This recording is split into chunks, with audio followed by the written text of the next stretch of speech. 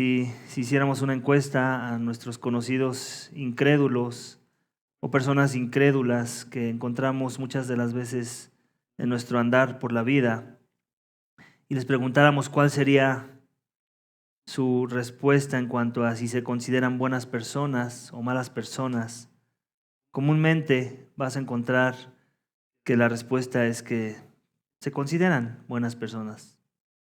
Las personas normalmente se consideran buenas según su estándar propio de bondad. No necesariamente cuando los ponemos o en contraste a la palabra de Dios misma, que es la que nos revela el estándar de bondad o de maldad que deberíamos estar buscando considerar cuando queremos medir bondad o maldad en nuestras vidas. Amén. Entonces, me atrevo a decir que esa sería la respuesta más común. Aún aquellos que no son cristianos, que no son creyentes, que te pudieran contestar que se consideran malas personas, cuando ya les muestras qué tan malos son, entonces ya no estarían tan de acuerdo en considerarse tan malos. Sí se consideran malos, en otras palabras, no se consideran perfectos.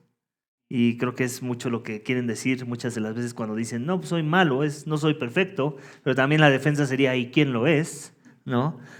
Pero la realidad es que como que tenemos esa percepción, esa idea preconcebida de que no somos tan malos, ¿no? Hay más bondad que maldad en nuestros corazones.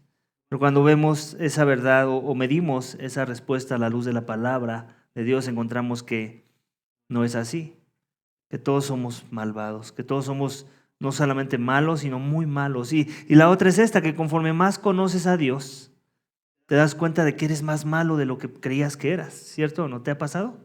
A mí me ha pasado. A mí me sacan de onda, se me hacen muy raros aquellos cristianos que se creen buenos. Muchas de las veces dudo si son cristianos, y no lo digo por así a la ligera, en verdad lo creo. Viene esa duda muy grande. ¿Tú en verdad eres cristiano?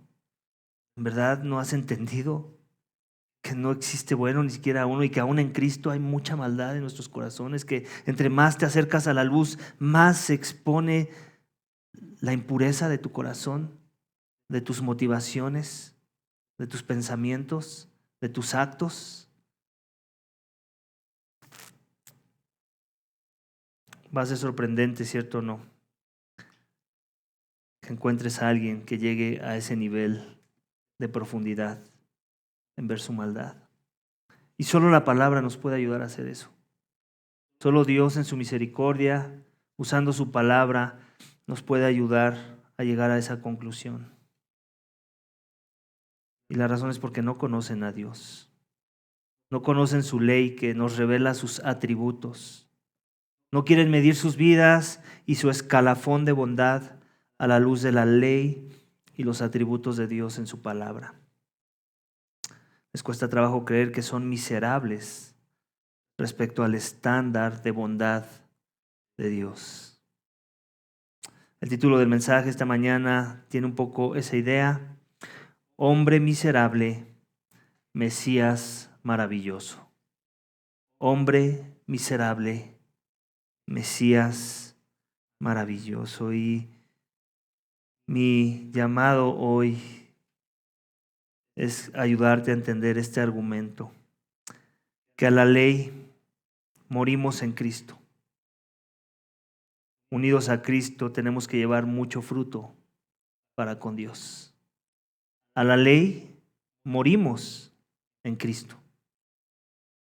Y unidos a Cristo tenemos que llevar mucho fruto para con Dios. He dividido el pasaje, capítulo 7 de Romanos, en dos secciones. La primera es en versículos 1 al 6, en donde vamos a ver esto: que casados con Cristo, sirviendo en el nuevo camino del Espíritu. Ese es un estado en el que ahora nos encontramos esta mañana, si en verdad hemos creído. Si en verdad, como vimos la semana pasada, hemos pasado del dominio de las tinieblas, de ser esclavos al pecado, al dominio de la luz y ser esclavos de Cristo, de la justicia de Dios.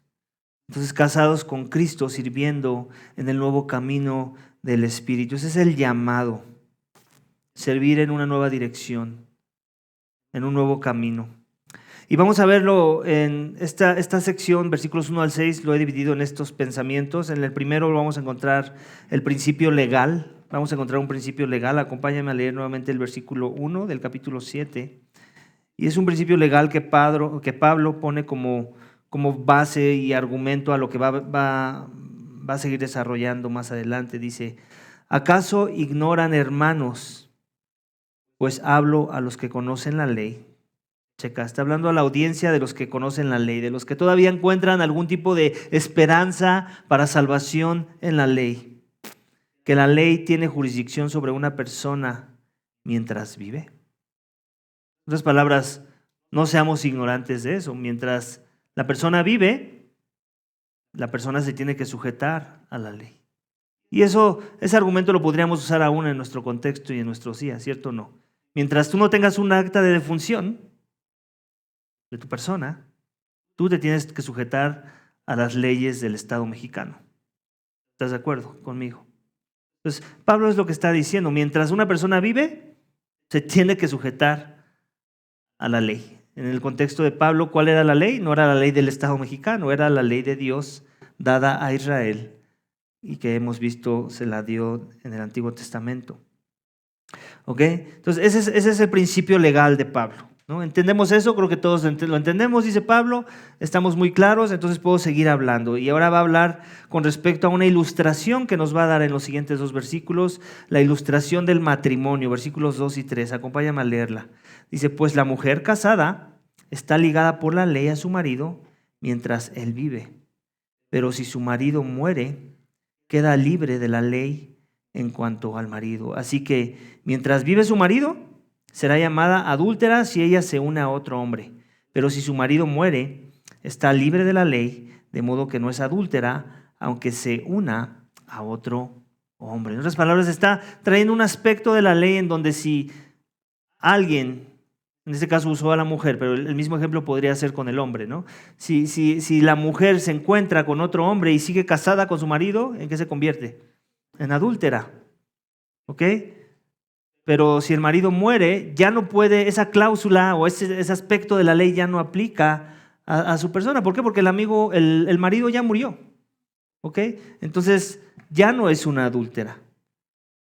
Ese es el ejemplo que nos está dando, así de simple, y es lo que tenemos que entender del ejemplo mismo. No tengo que elaborar más sobre lo que Pablo ya dijo. Creo que es muy claro y simplemente es un seguimiento a manera de ilustración de lo que ya dijo en cuanto al principio legal. Entonces, ahora que entendemos eso, dice, ahora te doy la aplicación, dice Pablo. ¿Cómo aplica en nuestro contexto? ¿Por qué te digo todas estas cosas, judío de la época de Pablo?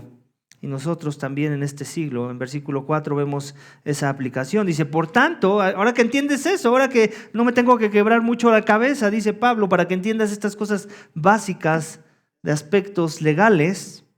Por tanto, hermanos míos, ¿a quiénes les dice? A los que habla, que conocen la ley. ¿Ok? Hermanos míos, también a ustedes se les hizo morir a la ley por medio del cuerpo de Cristo, para que sean unidos a otro, aquel que resucitó de entre los muertos, a fin de que llevemos fruto para Dios. Aquí está el Evangelio. Esa es la aplicación que nos da Pablo. Es aquí donde ayuda a entender conceptos como la substitución, la doctrina de la substitución. Cuando Cristo muere, ¿quién murió? ¿Cristo? ¿O el pecador al que Él vino a representar? Al que Él vino a sustituir en ese castigo. Él ya murió. La ley ya hizo su efecto en el pecador Omar a través de Cristo.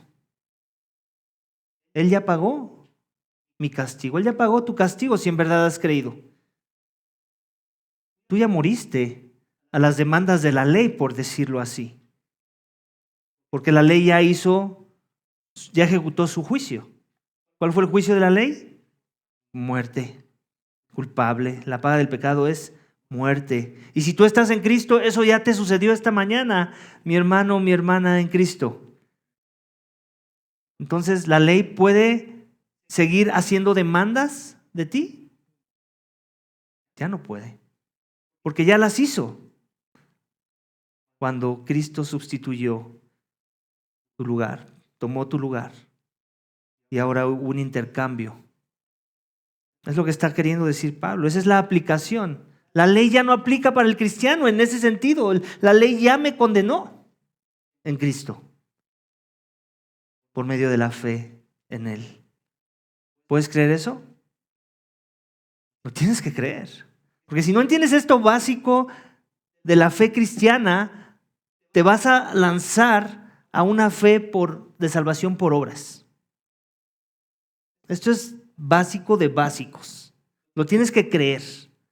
¿Es difícil de entender? Claro que es difícil de entender. ¿Por qué? Porque ya dijo Pablo, lo vimos la semana pasada, que no vamos a hacer a un lado la ley. La ley es buena. La ley nos sigue ayudando a aspectos de la fe. Pero en cuanto a las demandas de la ley ya hizo su trabajo para aquellos que en verdad han creído en Cristo. La ley ya ejecutó su castigo. Y también está usando ese lenguaje de casamiento. En otras palabras, yo ya estoy casado con Cristo, ya no estoy casado con la ley. El señorío sobre mi persona viene de Cristo y no más esclavo del pecado. ¿Te das cuenta?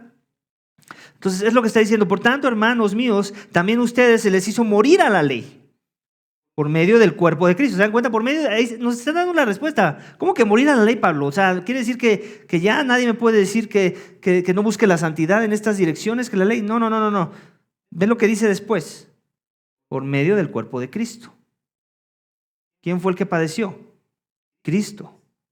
Su cuerpo fue machacado. Él fue declarado como culpable en esa cruz. Fue tratado como un criminal junto con los otros que estaban a su lado. ¿Ok? Porque tomó tu lugar, tomó mi lugar. Si en verdad hemos creído. Otra vez, énfasis en si en verdad hemos creído. Si esta mañana tú aún no has creído, en verdad no te has rendido al señorío de Cristo, no has confiado en su sacrificio para salvación, para perdón, para reconciliación, para sustitución. Entonces, obviamente esto no aplica para ti. ¿Ok? Tiene que ver con la fe y no ha dejado de tener que ver con la fe. Dice, para que sean unidos a otro. ¿Quién es el otro? Aquel que resucitó de entre los muertos, a fin de que llevemos fruto para Dios. En otras palabras, mi unión a Cristo es lo que me hace dar frutos de justicia. ¿Se dan cuenta? O sea, no está diciendo que no vamos a cumplir aspectos que la ley demanda, aspectos de principios morales, de principios de cuidado, de amor. ¿Pero por qué lo hago? Por Cristo, por mi unión a Él, porque ahora vivo para Él, porque ahora he resucitado junto con Él, he muerto junto con Él, según las demandas de la ley, pero también he resucitado junto con Él, según la novedad de vida en Cristo. Y todo es por medio de la fe, ambos por medio de la fe. ¿Te das cuenta? Es el paquete de la salvación, si lo quieres ver así. Y es el beneficio de en verdad haber creído. Ahora puedo vivir para con Dios. Amén. Entonces vemos la aplicación que es esa, que voy a dar fruto. Voy a dar fruto, ¿por qué? Porque estoy unido a Cristo. Y continuamos en versículos 5 y 6, en donde vemos un contraste adicional a lo que ya se habló. En otras palabras, Pablo sigue queriéndonos ayudar a entender lo que ya se dijo antes. Dice, porque mientras estábamos en la carne, las pasiones pecaminosas despertadas por la ley actuaban en los miembros de nuestro cuerpo a fin de llevar fruto para muerte. ¿Ok?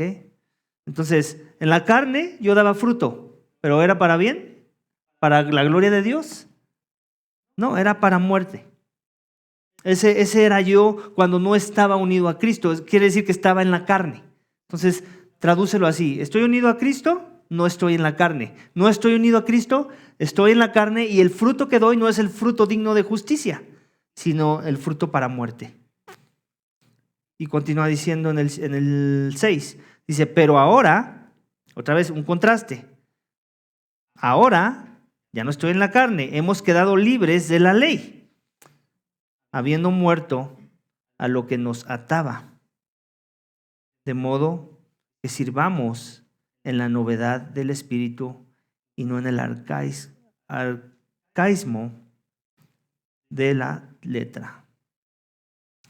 Aquí ya metió al Espíritu, el Espíritu Santo de Dios, que es Dios. En otras palabras, ¿cómo es que puedo vivir en novedad de espíritu? ¿Cómo es que puedo comenzar a vivir según el llamado de vivir una vida digna del Evangelio? Es solamente a través del poder del Espíritu. Ya lo hemos dicho muchas veces y no lo vamos a dejar de enfatizar. Si tú ves a alguien que se dice ser cristiano y no está viviendo las implicaciones de haber creído el Evangelio, no está viviendo una vida justa, sus miembros de su cuerpo no están siendo instrumentos de justicia, como vimos la semana pasada, es muy probablemente porque el Espíritu Santo de Dios no está morando en esa persona. Aunque tenga una doctrina correcta, hay que decirlo. Cristo nunca dijo por su doctrina los conoceréis, ¿o sí dijo eso? No que sea mala la doctrina, lo vimos la semana pasada. Pablo mismo lo dice, ustedes fueron dados a esa forma de doctrina, como si la doctrina fuera una persona y me dan a esa persona, entonces esa persona ahora me guía, me instruye, me renueva mi entendimiento. La doctrina es buena, la doctrina la necesitamos, tenemos que empezar por ahí. Es el primer escalón de la escalera.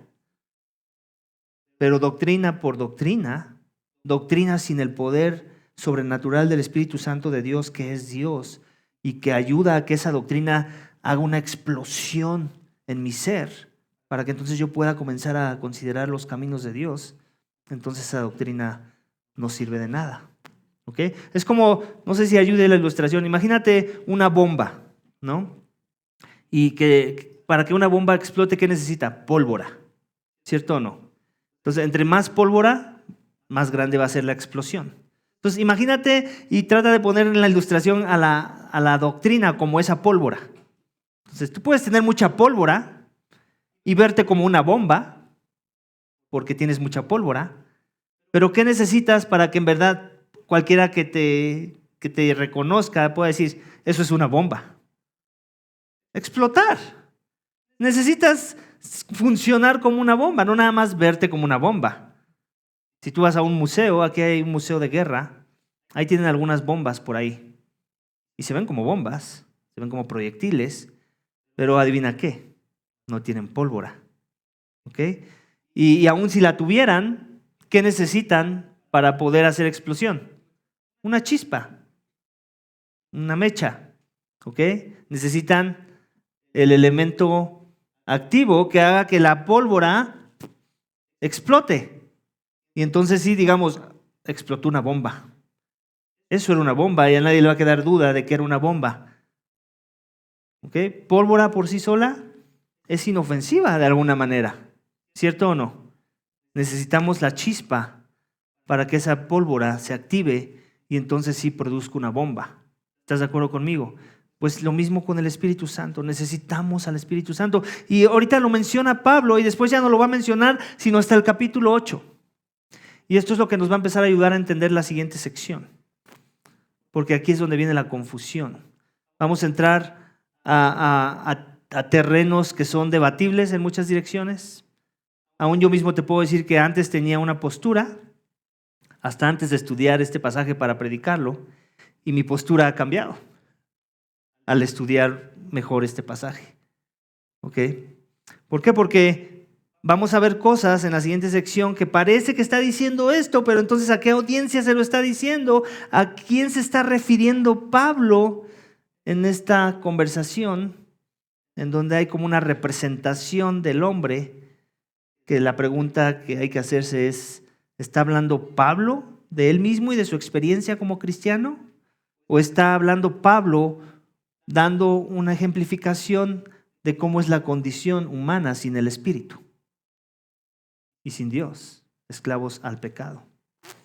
Ahorita lo vamos a ver, pero lo importante es que te sigas llevando o que a la ley morimos en Cristo, unidos a Cristo, llevamos fruto para Dios. Eso es algo que te tienes que llevar más que cualquier otra cosa que se pueda decir en el sermón.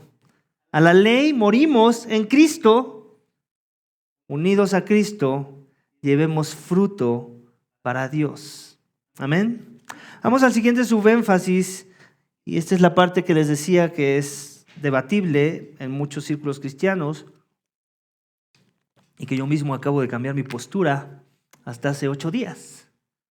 Antes yo estaba del campo de los que creían que esto hablaba de la experiencia cristiana con el Espíritu, y ahora estoy del lado del campo de los que creen que Pablo está hablando del hombre sin el Espíritu. ¿Ok? Vamos a adentrarnos, y en esta segunda sección la llamé, versículos 7 al 25, agradecidos por Cristo, anhelando la liberación. O sea, si algo nos tiene que llevar esta sección de capítulo 7 de Romanos, es a estar agradecidos por Cristo. ¿Ok? Porque en la condición caída en la que vivíamos y sin Cristo y sin el Espíritu, estos éramos nosotros, desdichados. Amén. Vamos a ver el primer énfasis bajo ese subénfasis, que es el punto A, en donde vamos a ver que el valor de la ley, en versículos 7 al 12. Acompáñame a leerlos, por favor. Dice así: ¿qué diremos entonces? ¿Es pecado la ley? De ningún modo. Al contrario, yo no hubiera llegado a conocer el pecado si no hubiera sido por medio de la ley, porque yo no hubiera sabido lo que es la codicia si la ley no me hubiera dicho: no codiciarás. Pero el pecado, aprovechándose del mandamiento, produjo en mí toda clase de codicia, porque aparte de la ley, el pecado está muerto. En un tiempo yo vivía sin la ley, pero al venir el mandamiento, el pecado revivió y yo morí. Y este mandamiento, que era para vida, a mí me resultó para muerte, porque el pecado, aprovechándose del mandamiento, me engañó, y por medio de él me mató.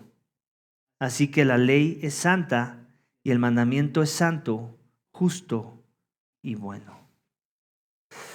Aquí es donde viene la parte de la confusión, ¿cierto o no? Porque pareciera que Pablo está diciendo: en un tiempo yo vivía sin la ley, pero al venir el mandamiento, el pecado revivió y yo morí. Y pareciera que entonces Pablo está empezando a hablar de su experiencia personal con el pecado. Y hay un sentido en el que sí, ¿ok? Pero en realidad toda esta sección nos la está dando primeramente para que entendamos que la ley es buena. ¿Por qué? Porque expone al pecado. Nos ayuda a ver nuestro pecado. ¿Cuántas veces no te ha pasado que aún en Cristo dices: no, pues esto que yo hago no está tan mal, ¿no? Y después alguien te ayuda a ver en la Biblia: mira, eso que haces no glorifica a Dios. Y dices: ok, tengo que corregir. Significa que hay cosas de la ley de Dios, del llamado a vivir la santidad, a las que me necesito conformar, ¿cierto o no? Entonces, la ley, esa era su primer función: exponer el pecado del hombre. Ver qué tan malos éramos. Otra vez, ¿recuerdas la pregunta que dijimos que podíamos hacer a nuestros amigos o familiares incrédulos? ¿Ok? Que comúnmente la mayoría diría: no soy tan malo, o soy bueno. ¿Cómo es que les puedes ayudar a ver que en verdad son malos? Cuando les muestras la ley de Dios, empezando por los 10 mandamientos y todo lo demás que se deriva de esos 10 mandamientos, ¿cierto o no? Es ahí cuando los dejas sin excusa, los dejas sin fundamento, los dejas sin defensa alguna para querer llamar a su conducta, a su forma de ser, como algo bueno, como algo digno de poder traer a la mesa y presentárselo a Dios. Ese es el valor de la ley, ¿cierto o no? Pablo es lo que está queriendo enfatizar primeramente, pero también nos está dejando ver un poco de cómo es la condición de aquellos que conocen la ley, pero que al final del día se entregan al pecado. Ese era Pablo, de hecho. Él dice de los judíos, el primero, ¿no? Y empieza a hacer un listado de cosas. Voy a usar la palabra y espero no se ofendan. Él decía: yo era un fregonazo en la ley. Cuando se trata de este asunto de la ley, yo era un fregonazo. Es lo que decía Pablo. ¿Cierto o no? Estoy parafraseando, pero básicamente es lo que está tratando de decir. ¿Quieres hablar de alguien que está cumpliendo la ley, que es bueno para estos asuntos de someterse a la ley de Moisés? Ese soy yo, dice Pablo. ¿Pero de qué le valió? seguía estando muerto. Por la ley, la misma ley lo condenaba. Pero sin embargo observaba muchos aspectos de la ley que lo hacían ver como que él iba bien. ¿Cierto o no? Es lo que está tratando de decir Pablo cuando dice eso. Yo era judío de judíos, fariseo de fariseos.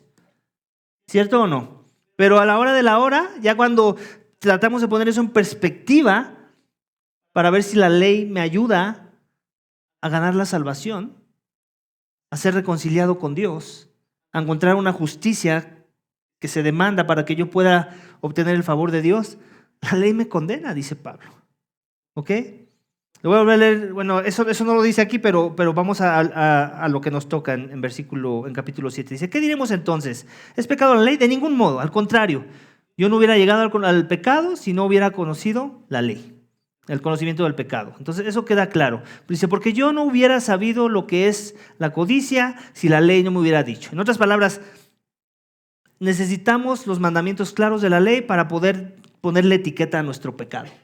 ¿Okay? De otras maneras podríamos decir, bueno, de eso no estoy seguro si estoy tan mal. No, la Biblia dice que eso que haces te hace un mentiroso. Eso que haces te hace que eres un codicioso. Eso que haces es que eres blasfemo. Eso que haces es que no honras a tus padres. ¿Okay? La Biblia pone etiqueta a nuestro pecado. Dice, pero el pecado, aprovechándose del mandamiento, produjo en mí toda clase de codicia. Porque aparte de la ley, el pecado está muerto.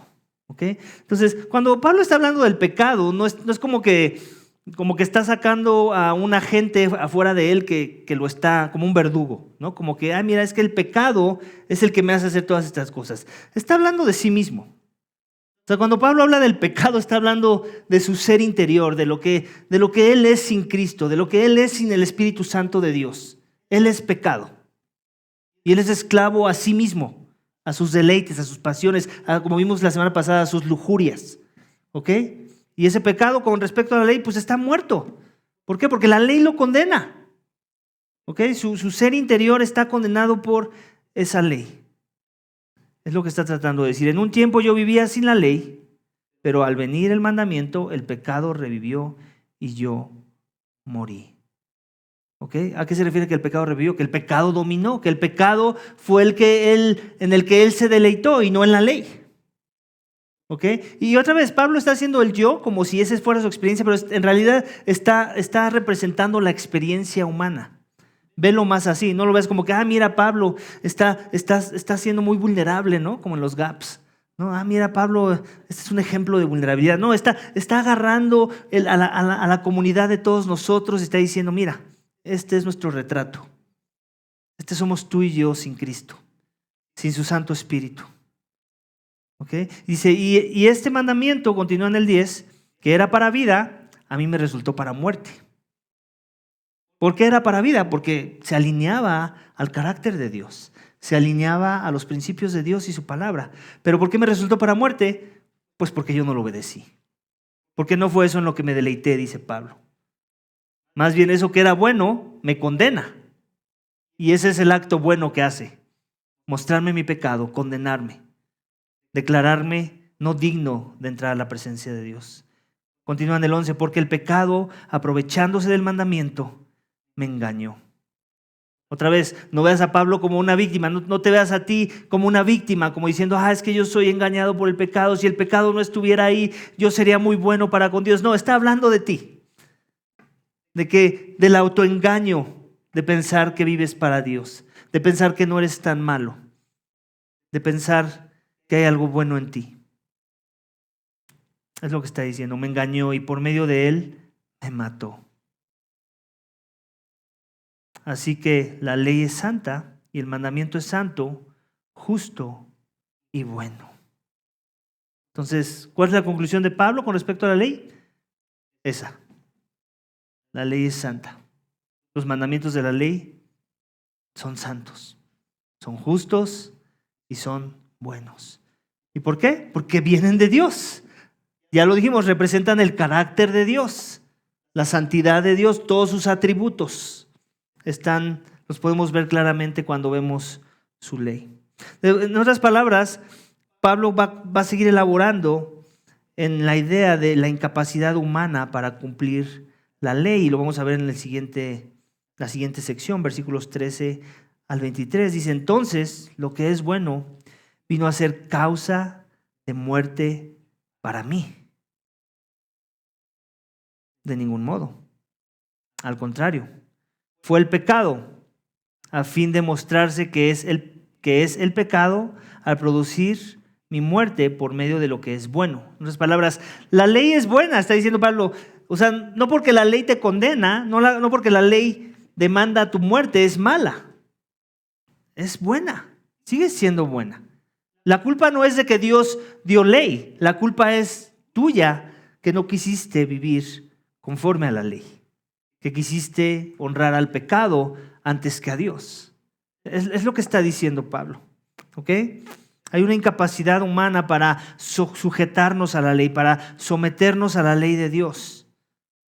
Dice: al contrario, fue el pecado a fin de mostrarse que es pecado al producir mi muerte por medio de lo que es bueno. ¿Qué es lo que es bueno? Ya lo dijo, la ley.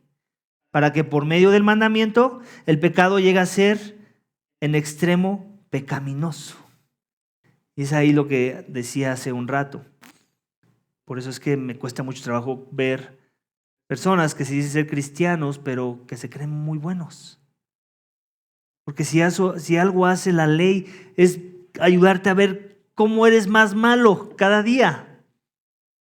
Y no porque no hagas lo bueno, no porque no rectifiques tus caminos hacia las sendas de justicia, no porque tus miembros no los estés sujetando a justicia como vimos la semana pasada, sino porque seguimos luchando con el pecado. Sigue habiendo una lucha del espíritu con la carne. Y en medio de esa lucha hay victorias, pero también hay derrotas. Y es en medio de esas derrotas que la ley nos ayuda a seguir viendo con más claridad, nos ayuda a ajustar el enfoque y darnos cuenta cuánto necesitamos la gracia de Dios. En otras palabras, el cristiano más maduro aquí entre nosotros es aquel que ve su pecado con más claridad. Y no al revés. Es la persona que habla más de su pecado entre nosotros. Es la persona que te incomoda más y más entre tus hermanos de cuán indigno se siente de estar en la presencia de Dios. Al mismo tiempo, es el que más y más está buscando la santidad. Es el que más y más tú lo ves buscando medios de gracia. Es el que más y más tú lo ves buscando ayuda para encontrar transformación en su vida. Las dos cosas son verdad. Amén. ¿Por qué? Porque la ley agrava nuestro pecado. No porque la ley hace más grave nuestro pecado, como si la ley fuera un catalizador de que, mira, ahora es más grave tu pecado. No, es que ya era grave tu pecado y la ley lo que hace es traer más luz a tu pecado. ¿Sí queda más claro? Y por eso usa ese lenguaje Pablo. El pecado llegue a ser en extremo pecaminoso. No que no lo era, es que no se veía. No teníamos tantos lúmenes en el foco. Ahora hay más lúmenes. Amén. Dice: porque sabemos que la ley es espiritual, pero yo soy carnal, vendido a la esclavitud del pecado. No vamos a decir que Pablo se está contradiciendo, que en capítulo 6 dijo que no éramos esclavos al pecado, pero ahora dice: soy vendido a la esclavitud del pecado. Sería muy tonto pensar así. Bueno, pues yo estuve pensando así un tiempo, ¿no? ¿Por qué? Porque aparte del engaño que pudiera traernos esta sección, es que es una realidad, seguimos pecando. Y cuando tenemos el temor de Dios, en verdad hemos creído, pues eso te hace sentir un desdichado, ¿cierto o no? Dices: desdichado de mí, ¿quién me librará de este cuerpo de pecado? Entonces por eso podemos pensar ir a asociar directamente nuestra experiencia a lo que está diciendo Pablo aquí. ¿Cierto o no? Y que es el error que muchos hacen, muchos teólogos sanos, de los cuales yo admiro a muchos de ellos. Pero creo que eso no es lo que no es para eso que está aquí este texto.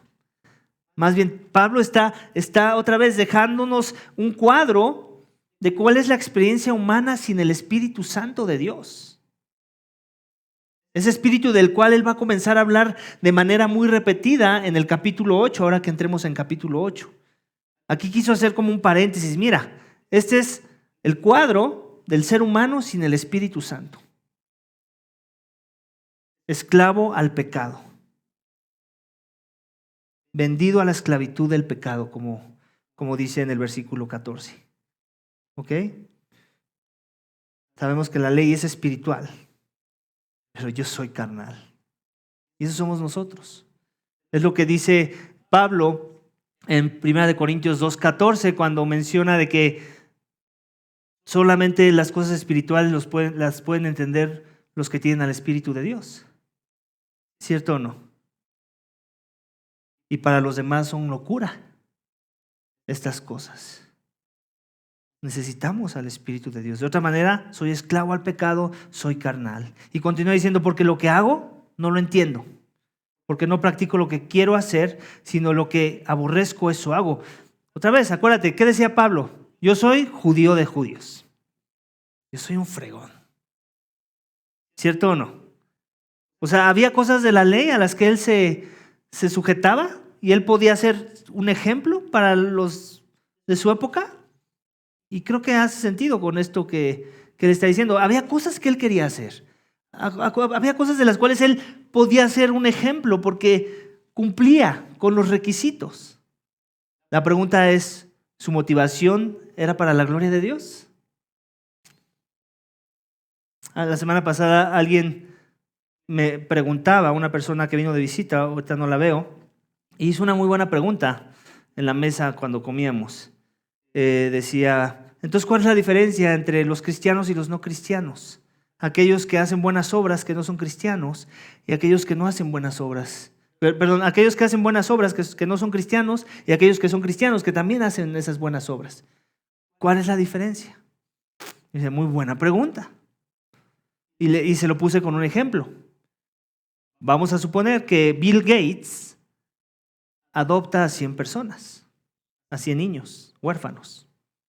Los adopta, que puede adoptar a 100 o más. Pero digamos que adopta a 100, a su familia.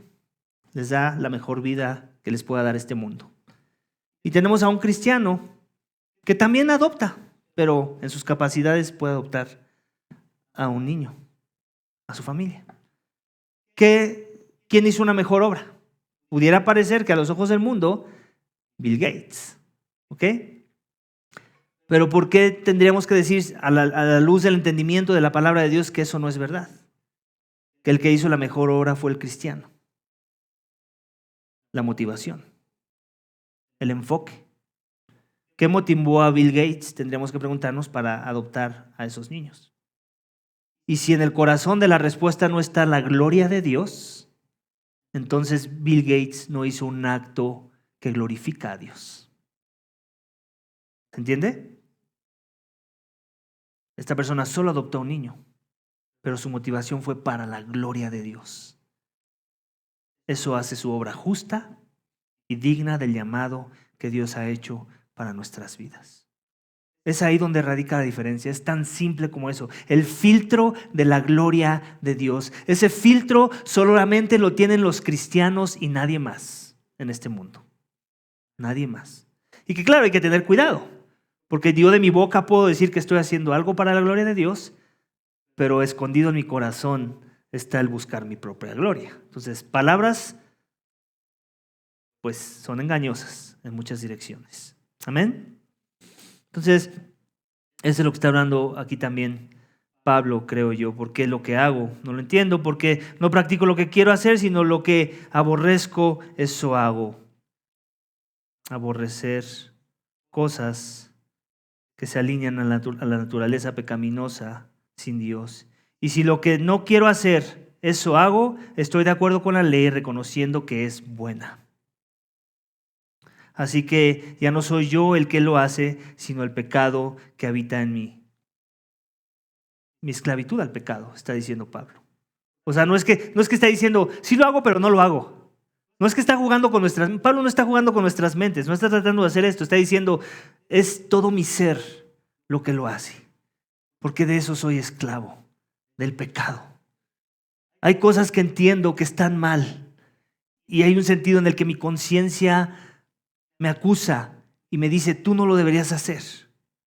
Pero aún así, eso hago. ¿Por qué? Porque eso soy pecado. y soy esclavo a servir a mi maestro, el pecado. O sea, no pensemos, y es más, acuérdate de cuando no eras cristiano.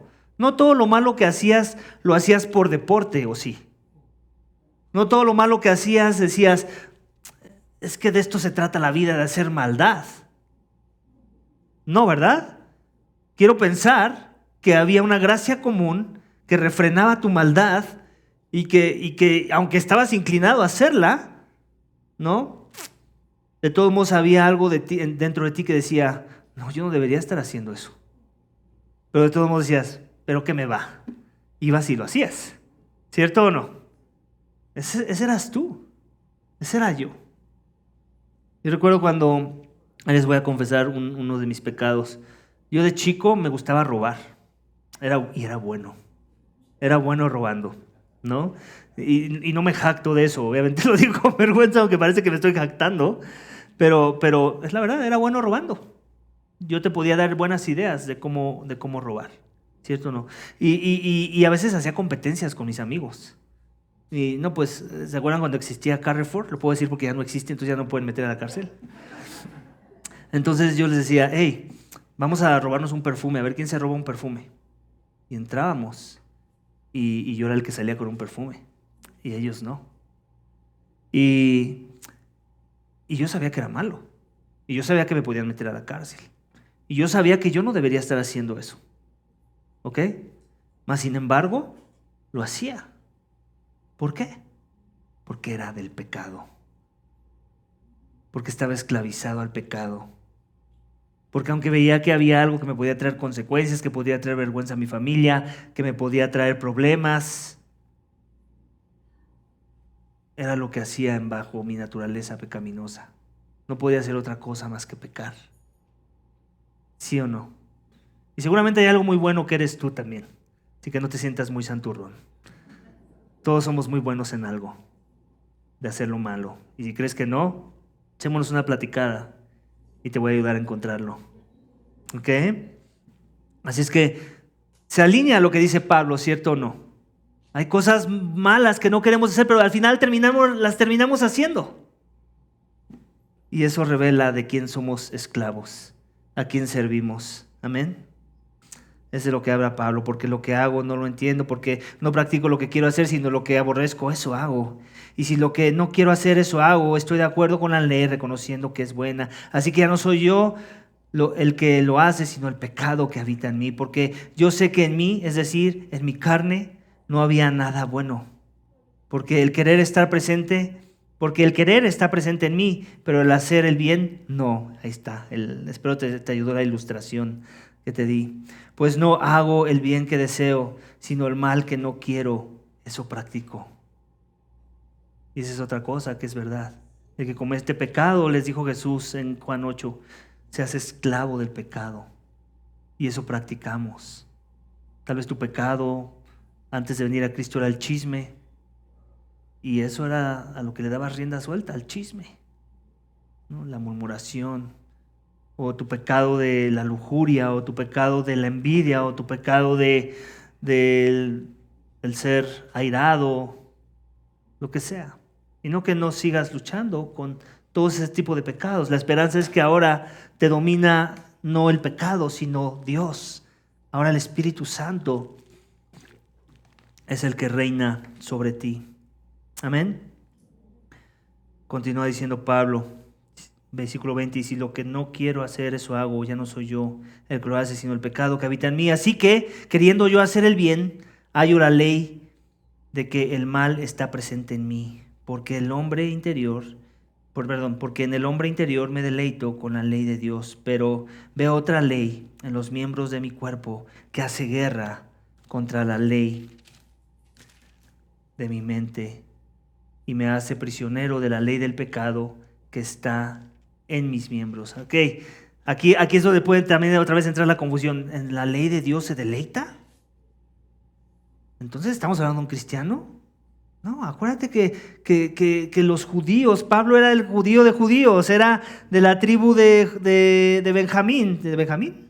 Sí, de Benjamín. Era fariseo de fariseos. ¿Ok? Entonces, él se deleitaba en cierto aspecto de la ley. O sea, no es que la ley para él era cosa vana.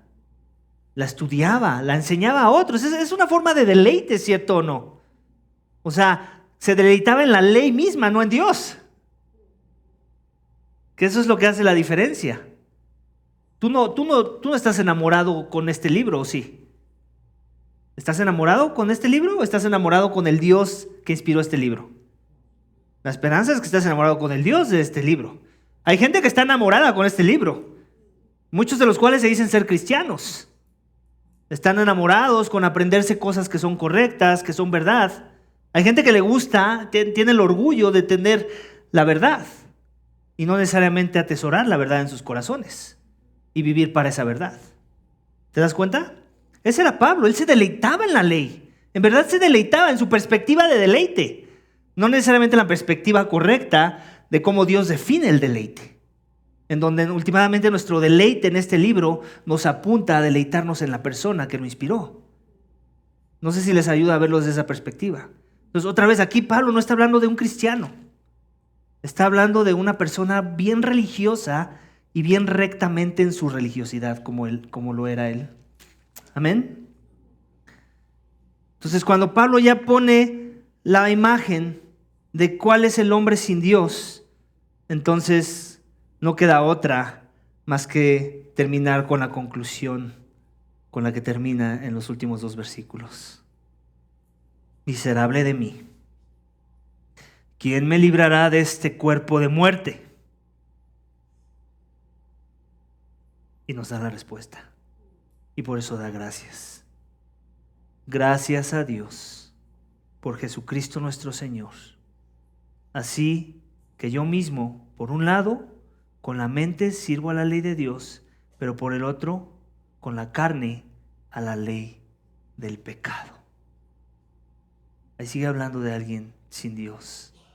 Y entonces exalta la necesidad de un Mesías, de un Salvador glorioso que nos traiga vida, del cual va a comenzar a hablar en cuanto a sus efectos de haber traído vida por medio del poder del Espíritu Santo en la siguiente sección. Pero aquí lo que hace es agradecer a Dios por medio de Jesucristo nuestro Señor. Porque sin la ayuda de Dios, sin la ayuda de su Espíritu, sin la ayuda de la ley, junto con el Espíritu trayendo vida a los corazones de las personas, todos somos unos desdichados.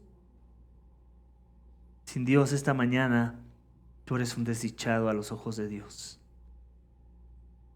En contraste a la ley, tú deberías de llegar a esa conclusión. Desdichado de mí, ¿quién me librará de este cuerpo de muerte? Y la respuesta es Cristo, Jesucristo, nuestro Señor.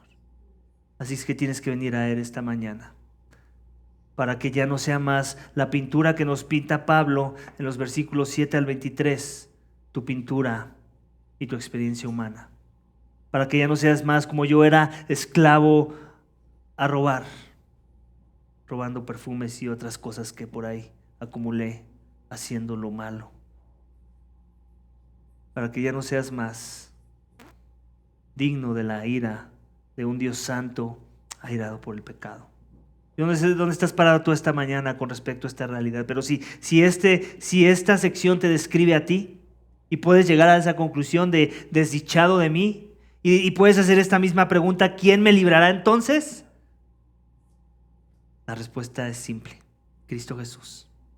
Él te puede librar.